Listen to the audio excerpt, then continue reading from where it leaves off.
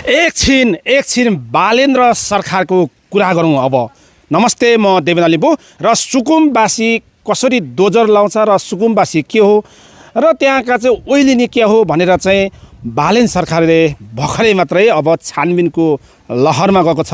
र अब कहाँ हुकुमवासीको लड्ने हो कि सुकुमवासीको लड्ने हो कि त्यो पनि एकदम चर्चा छ। र यो भिडियो फलो गर्नुहोला र तपाईले एक शेयर र कमेन्ट गर्नुहोला कुन देशदेखि हेर्दै हुनुहुन्छ।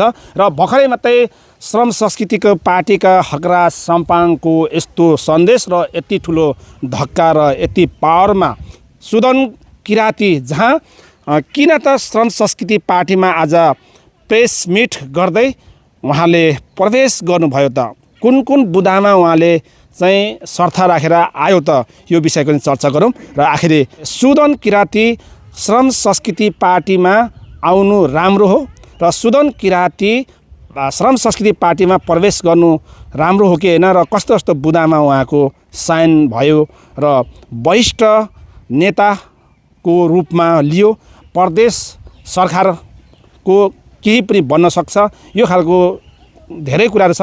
र कुलमान घिसिङ पनि श्रम संस्कृति पार्टीमा आउने कुरा छ।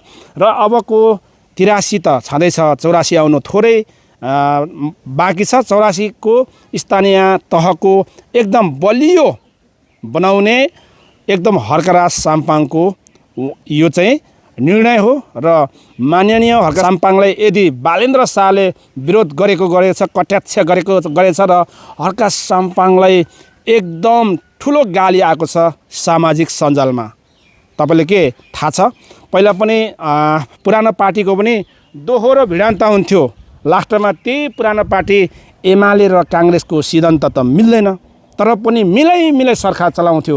एक आपसमा बेसरी गाली गर हुन्थ्यो, तर फेरि लास्टमा आएर उहाँहरू नै मिलेर सरकार बनाउँथ्यो। मिलिजुली सरकार 30-35 वर्षभन्दा बेसी चलाए।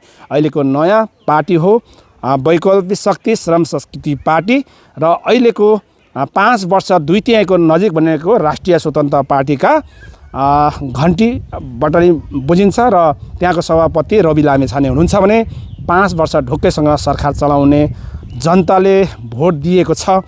र सुकुमवासीमा दोजर हान्नु र त्यहाँ ओइलिनी जग्गामा हान्नु र हुकुमवासीमा दोजर हान्नु भने बालेन्द्र सरकारले त हानेकै थियो, देखेकै थियो। तर चाहिँ हाम्रो अध्यक्ष रवि लामेछानेज्यूले त्यहाँलाई रोक लगाए। अब अनुसन्धान गरेर मात्रै दोजर चलाउनु पर्छ, नत्र भने हामीलाई स्थानीय तह र 5 वर्षमा जनताले भोट हाल्ने छैनन् भनेर उहाँले निर्णय गरिसकेपछि मात्रै दोजर रोकेको हो। तर तपाईले एकछिन पक्नुहोस्, 14 महिनाको लागि हो।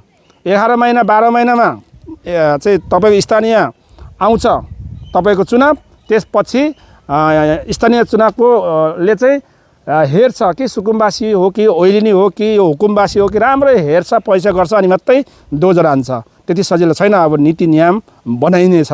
त्यसैले डराउनु पर्दैन, तपाईहरु ढुकाउनुहोस्। साथै नै हुकुमवासी भने चाहिँ हान्ने नै छ, त्यो ढुकाउनुहोस्।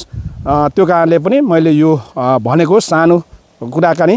र तपाईको मनमा लाग्छ हर्कराज साम्पाङले बालेन्द्र शाहलाई गाली गरेको हानेको छ। जस्तै इजरायलले हैन इरानले हाने जस्तो, इरानले चाहिँ इजरायलले हानेको जस्तो चाहिँ हैन शब्द वचनले हैन जुनै किसिमको कटाक्ष गरेको छ हर्कराज साम्पाङले भने। अब के बालेन्द्र शाहले चाहिँ उपसभामुख रुबी ठाकुरीलाई राखिरहन्छ त, यो पनि हेर्नु बाँकी छ। र तपाईलाई कस्तो लाग्छ तल कमेन्टमा लेख्नुहोस्।